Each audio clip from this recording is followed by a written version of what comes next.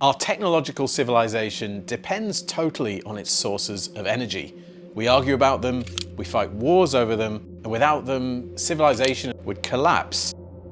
Unfortunately, the extraction and use of most of these sources, from oil to nuclear, happens to be pretty damaging to our planet. And then there's climate change.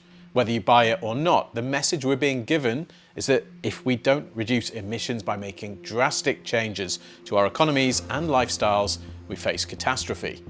But these new economies and lifestyles will need to be managed and policed. And so they'll be accompanied by digital control systems that can ensure that every single human is playing ball in the march to net zero, or paying their way out of restrictions, as the rich will no doubt be allowed to do. We're being offered a pretty nasty choice: destroy the planet or submit to a totalitarian digital control system. But what if there's another way? One of the most famous astrologers of all time, the late great Barau, who correctly predicted the 2020 pandemic, thought that 2026 would see the emergence of a new global civilization that would uplift the fortunes of everyone on the planet, including the very poor. In other words, he saw a revolution of some kind coming. But what kind of revolution could really fix our many problems? Street protests that topple corrupt governments only ever seem to replace one group of sociopaths with another. But what if all of us could gain access to limitless, clean energy harvested from the very physical medium itself? Well, there are strong indications that this technology already exists and has been hidden from the public in order to keep the current system afloat. But is all this about to change? Is an energy revolution about to turn our world upside down? Well, astrology and planetary cycles suggest this could be what's coming. And in this episode, we're going to see why that is. So join me, Dan Waits, once again for another journey into the past to understand the present and the future. Before we get started, please do give this video a like and register your support for the work I'm doing here. And you can always subscribe to the channel and enable notifications if you really don't want to miss out on future episodes. And if you really love what I do, then why not become a paying member of World Astrology Report by signing up at worldastrologyreport.com. That will give you access to ad-free extended versions of all my videos going back to May, including this one. In the extended version of this video, we go deeper into the material and I explain the more technical astrological reasons why I think a free energy revolution could be on the way. And you'll get free access to monthly live streams, which are live, long-form lectures on fascinating topics that are just too sprawling to cover in one of the usual short videos. The last one was my 2025 forecast, and the one before that was on the astrological history of UFOs and fallen angels. The next one is coming on January the 26th this month, and it's called Leaving the Kali Yuga, the Great Year, Precession, and Cyclical Catastrophe. You may have heard that we're currently living through the age of Kali. Some say it already ended, but at least one prominent author says it's ending in 2025 and will be followed by 1200 years of purification by fire. Is he right? Well, this is information you'll probably want to know about. You can purchase entry to the stream on the live streams page of my website right now, but it's absolutely free for World Astrology Report members. Oh, and I'm currently seeing clients. I have free slots on my schedule and members get 20% off my usual fees. I'd love to talk to you and get stuck into your life and astrology. Thanks for listening, and now back to the video. If you've been following my work for a while, then you'll realize that what I'm really doing on this channel is assembling the pieces of a puzzle. I'm putting disparate pieces of information together to try and figure out what's really going on with the world and where it's heading. Some of these pieces come from mainstream historical research. Others are found by delving into alternative and occult history, which frankly you have to do if you want to understand the deeper spiritual undercurrents of the times.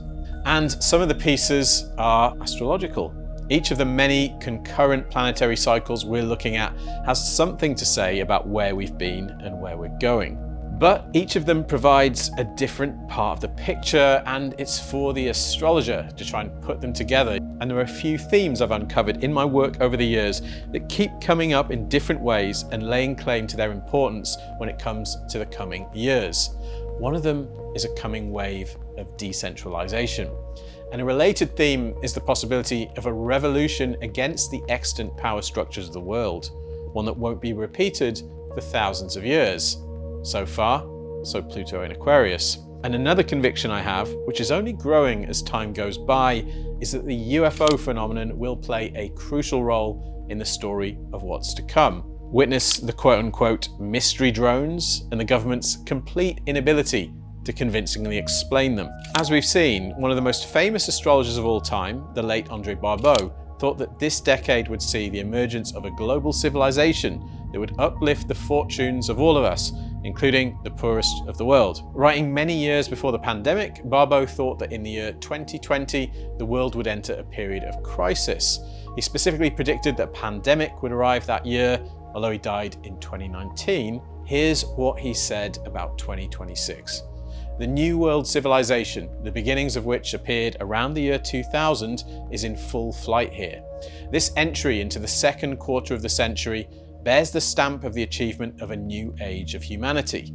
The central and harmonic position of the Saturn-Neptune conjunction is especially expressive of a promotion of the lower strata of the world population, a significant rise in the standard of living of the poor, a victory over misery won in unprecedented solidarity. Now that sounds wonderful, of course, but it's hard to see how we get to that in just 18 months' time. Right now, it sounds like more of a fairy tale than something that could actually happen. Barau is, of course, just one exceptional but still very human astrologer, and even the greats can get things wrong, so maybe he'll just end up missing the mark. But let's assume he won't for a moment. What developments could possibly generate the seemingly utopian scenario that he describes about 2026? Sure, we're all connected to the internet now, and soon enough, language translation tech is going to completely remove language barriers. That's pretty cool, but I don't see it changing the world that dramatically by 2026. Others point to AI, but I don't see how AI could bring about that scenario either, frankly, certainly not in its current form. But there is one development that could dramatically change the world for the better, lead to a massive wave of decentralization, and seriously disrupt global power structures. And it's the emergence of zero-point energy technology that can generate unlimited amounts of clean power for all of us, ending the fossil fuel era almost overnight. But is there any reason at all to think that something like that could actually happen? Well, here's where the UFO phenomenon comes in.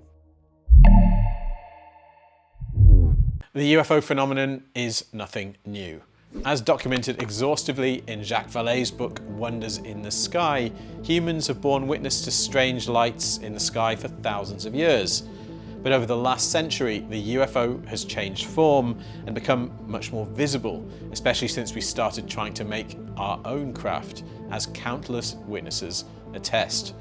Today, we need to divide UFO sightings into two categories. Ours, meaning those covertly developed by the military forces and corporations of some of the world's most powerful states, like the US, Russia, and China, and theirs, meaning the extraterrestrials or future humans, fallen angels, cosmic tricksters, or whoever they really may be. Evidence strongly suggests that the world's major powers have been working to create craft of their own that can do the things that UFOs do, including move at tremendous speed and make the kind of impossible maneuvers that would turn a human jet pilot into jelly.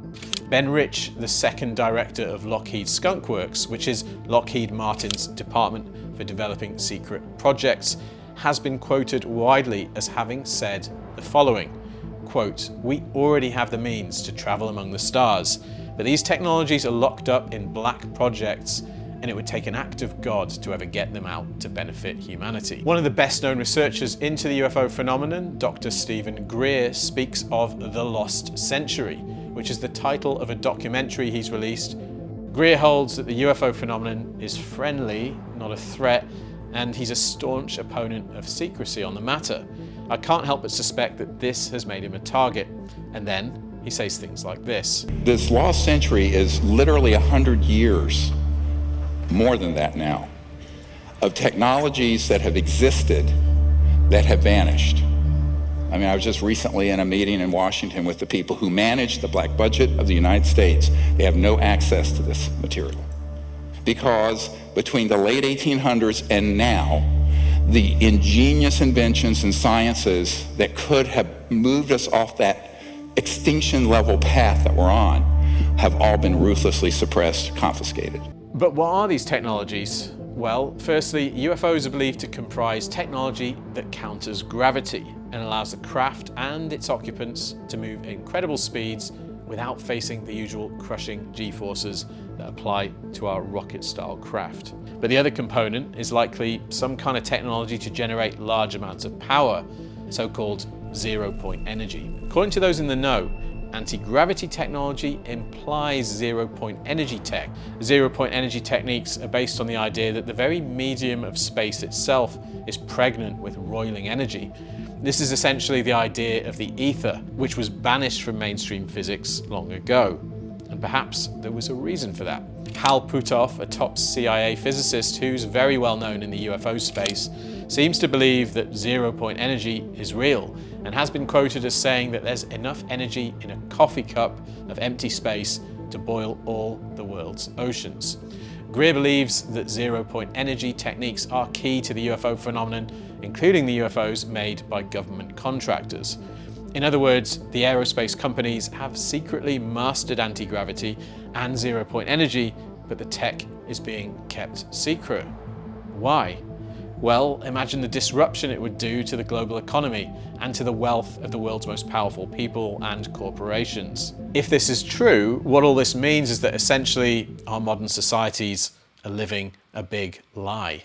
They have left us behind, and everything we see out in our world today is absolutely a construct. It's an absolute construct. The internal combustion engines are obsolete. The nuclear power plants are obsolete. The coal-fired plants are obsolete.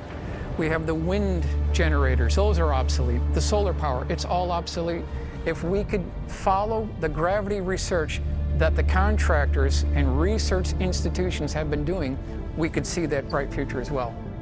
Moving to this technology would eliminate the fossil fuels industry overnight and make producing food and everything else far cheaper than it already is. It would end poverty and wage slavery and presumably make life infinitely better for most of us. Too good to be true? Maybe. There could conceivably be other reasons beyond just greed as to why this technology has been suppressed. One is that this technology could be used to create extremely destructive weapons. And according to the clairvoyant Gigi Young, zero-point energy devices have effects on consciousness itself. So that's a very different perspective on this whole issue, which we should be aware of. But regardless of all that, I have to admit that the astrology I'm working with suggests to me that, safe or not, this technology may be about to be released on the world. Let's go back to Andre Barau and his incredibly optimistic view of 2026. What was it about the astrology of that year that excited him so much? Well, to understand this, we have to understand synodic cycles. So synodic cycles are really about the meeting of two planets and the interaction between their energies. The best known synodic cycle is that of the Sun and Moon, which we call the lunar cycle. Now, synodic cycles involving other planets work in similar ways. When cycles are waxing, it implies that events are directed outwards, that challenges are being met, obstacles overcome, and things are growing and being created.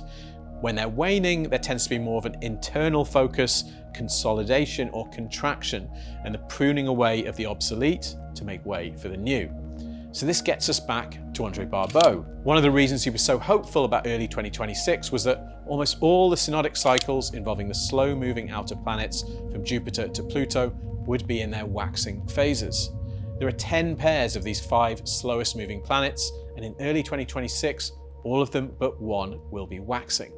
If we just restrict ourselves to thinking about only Uranus, Neptune, and Pluto, the 3 slowest of all, well, in 2025 and 2026, they're going to be forming a configuration called a minor grand trine. This is where all the planets are in harmonious aspects with each other, and they'll all be in the waxing phases of their cycles.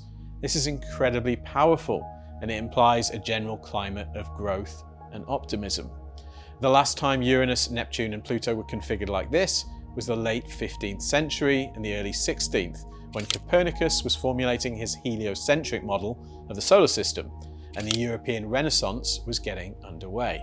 Planets were in a minor grand trine, but they were pretty far from making exact aspects. Not so in 2026, when the planets will be configured in an almost perfect minor grand trine.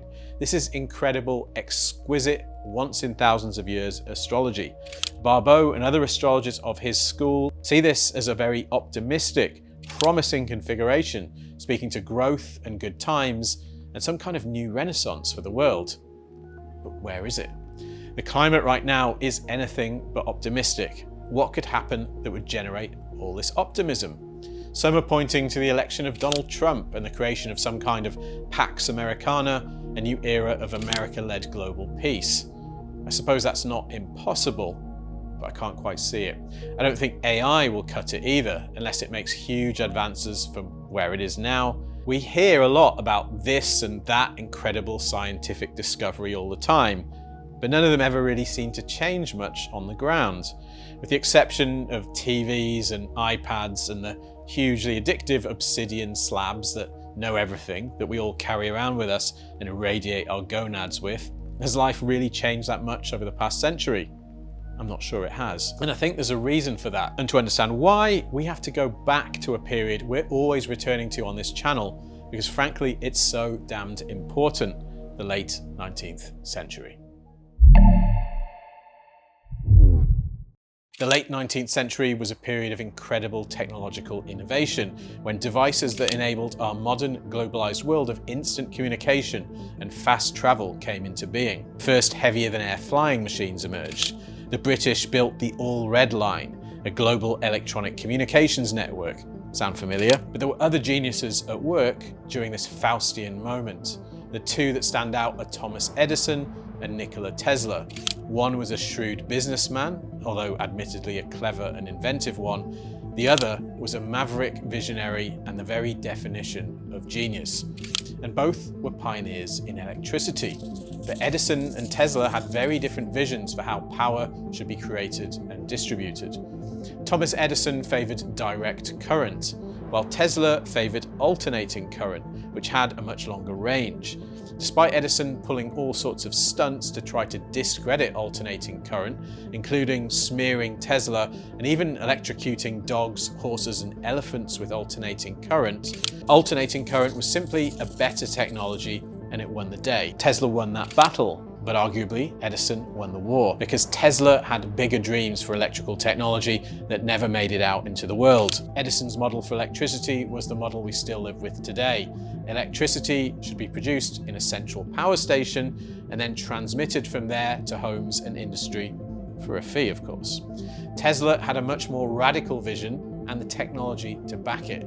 He built a tower that was plugged into the earth, and supposedly you could pull more energy out of it than you put in. That energy could then be picked up anywhere else on earth for free. But then another famous figure of the late 19th century stepped in, the man who was funding Tesla, the banker J.P. Morgan. And of course, J.P. Morgan's take on that was, that's foolish, you can't put a meter on it. So that actually doomed much of Tesla's career at that point, when Morgan found out that Tesla was going to produce the energy freely. And so Edison's closed model of power transmission won the day. Tesla was also working on systems to beam energy wirelessly. What happened to that technology? And if Tesla was doing this at the turn of the 19th century, why don't we have it today? Well, follow the money. Tesla's ideas would have ended up providing cheap energy for all, and that wasn't the model that capitalists like J.P. Morgan had in mind. And the likes of Morgan are still very much in charge of the world we live in today. Dark journalist Daniel List has reported that when Tesla died in 1942, the FBI sent teams into his home to confiscate all his work and papers. Interestingly enough, one of the men sent to examine them was John Trump, uncle of Donald. Since that time, Tesla's science has been suppressed, or at least kept secret from the public. His vision and technology might have brought forth a very different world to the one we ended up getting. But from an astrological perspective, I can't help but note that Tesla, his vision and his science were present as an alternative model right at the beginning of this Pluto-Neptune cycle. The ideas and trends that were swirling around at that time will end up expressing themselves more completely over the course of this 500-year Pluto-Neptune cycle. That applies to Tesla's science too. The question isn't if, it's when, and perhaps it'll be very soon.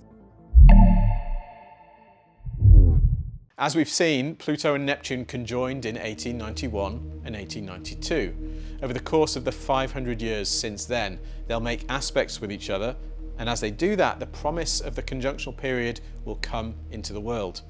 In the 1940s, the two planets came into orb of their first major aspect, the sextile, the 60-degree aspect.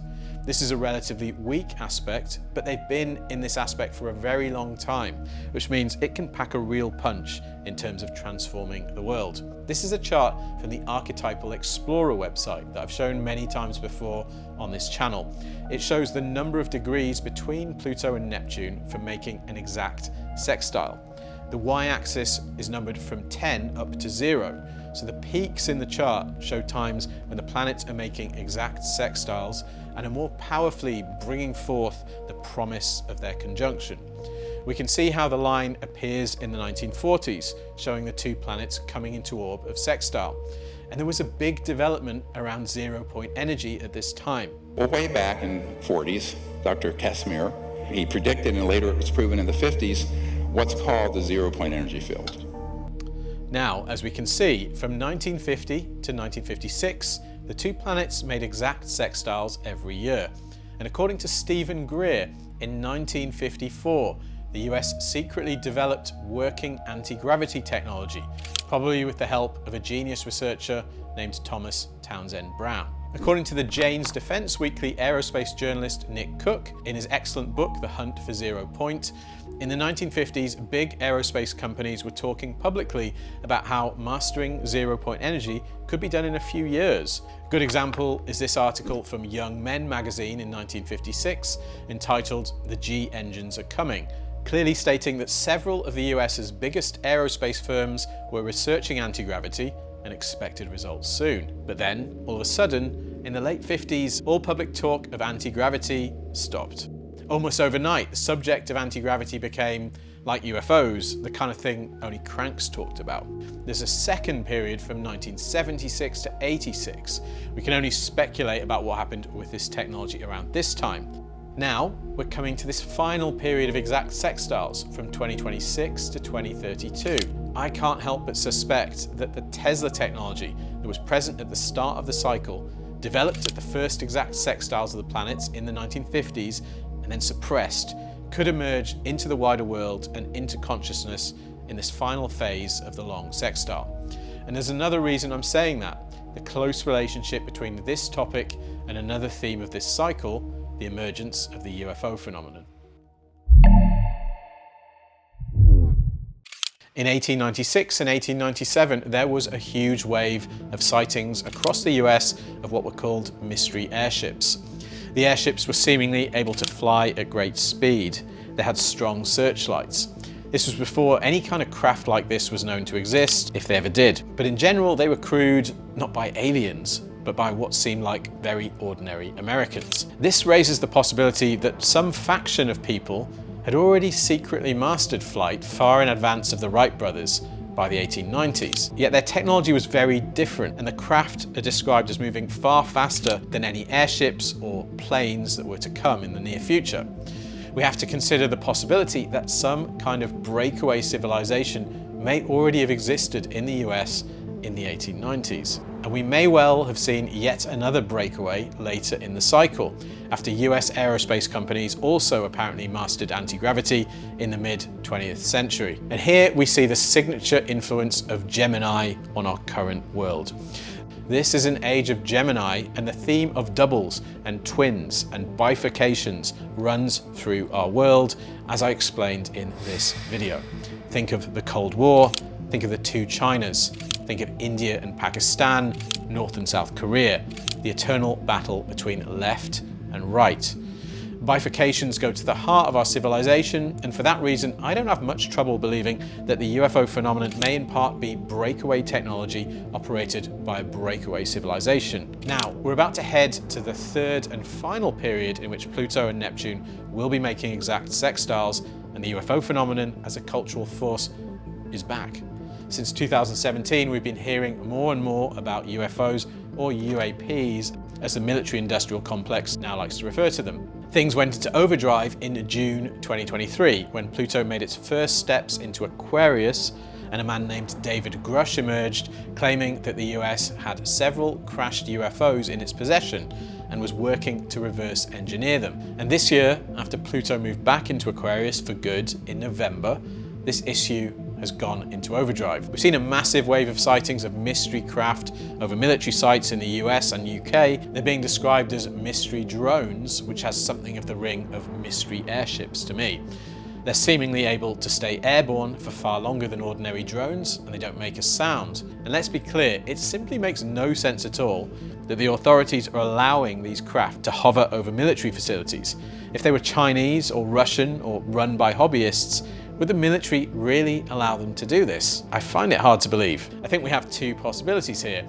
Either this is the early setup to some kind of Project Bluebeam style PSYOP, or they're simply unable to take these quote-unquote drones down, which implies that these things employ high technology. It seems very possible that craft using anti-gravity technology and even zero-point energy are probably already brazenly flying around our skies, and some of them belong to secret factions of the US military. If all this is true, it would be the greatest scandal of all time. Imagine all the suffering that could have been avoided if the whole world had had access to clean, abundant energy. But it seems pretty clear that the powers that be, including the government and the corporations who've been developing the technology, aren't going to voluntarily release it to us. Why would they, when we can see the size of the scandal it would bring and the powerful industries it would bring down? In fact, the situation is actually much worse than that.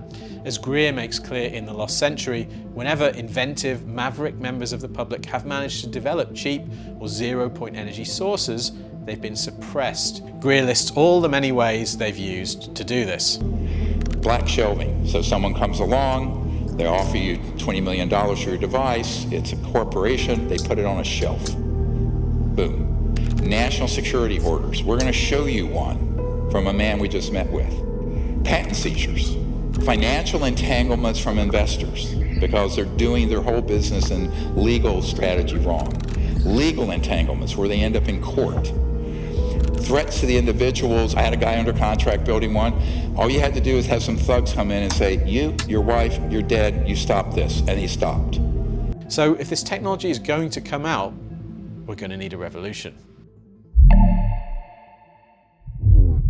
Stephen Greer believes that zero-point energy could result in the world being provided with ample, clean energy. It would end the climate crisis and poverty across the planet, and polluting, centralizing power plants would become a thing of the past. So rather than these power stations that are clustered around big cities, you can have energy generation mechanisms in every home. And this is why it's a new world, because it's the power to the people. And what it means, it's literally not just electric power and energy, but actual political power. Anyone for some Pluto in Aquarius? The planet of power is Pluto, both literal power in the form of energy and human power. Now, between 1937 and 58, Pluto was in the sign of Leo. Leo is the sign of the sun, which is of course the power source at the center of the solar system. And it was in this very period that humanity developed nuclear fission power. But Pluto is now in Aquarius, Leo's opposite sign, where Leo is the sign of royalty and the center. Aquarius is the sign of the collective and the group. It's an air sign that speaks to decentralization. This was one of the many moments in Greer's film when my astrological antennae started to buzz. Pluto in Aquarius, power decentralized. What I'm seeing suggests the emergence and revelation of zero-point energy technology may be a part of the story of the revolutionary coming years. I wouldn't bet my life on it, but my intuition points me in this direction. The main reservation I have about this prediction isn't whether or not it will come to pass. I think eventually it will, but will it do so in the near future, Or will this technology continue to tantalize us for decades or even centuries more? Of course, it should be considered that some extremely powerful forces will likely do all they can to prevent something like this from ever happening. As Greer says, if we want to get this technology out, we, the people, will have to do it ourselves. It's going to require some very inventive and brave people to take action, and those who believe in the promise of this to support them. As Greer makes plain in his documentary, power has ruthlessly suppressed this kind of technology for decades now. With all this in mind, I think it's probably no coincidence that all of these things are happening just as a global AI-driven digital control system is being put in place. Nobody really wants these systems except for the powers that be, and they want them because they want to create a global surveillance and control network. And why might they want that now? Well, maybe they know something of these cycles too, and want to be in control when the world starts to get really weird. It looks to me like we're about to witness or maybe participate in a battle of huge proportions. Ultimately, this is a battle for human freedom and for the rights of the individual versus the whims of the richest people in the world and those who do their bidding. It'll be very dangerous, but the prize will be very great, and I think that the stars are on our side. That's it for this episode. If you enjoyed it, then I suggest you watch my New Age 2026 series, which gets into some similar territory, but in more depth. And you can start with this episode, which explains how the amazing Pluto-Neptune cycle shapes history. Thanks, and see you next time.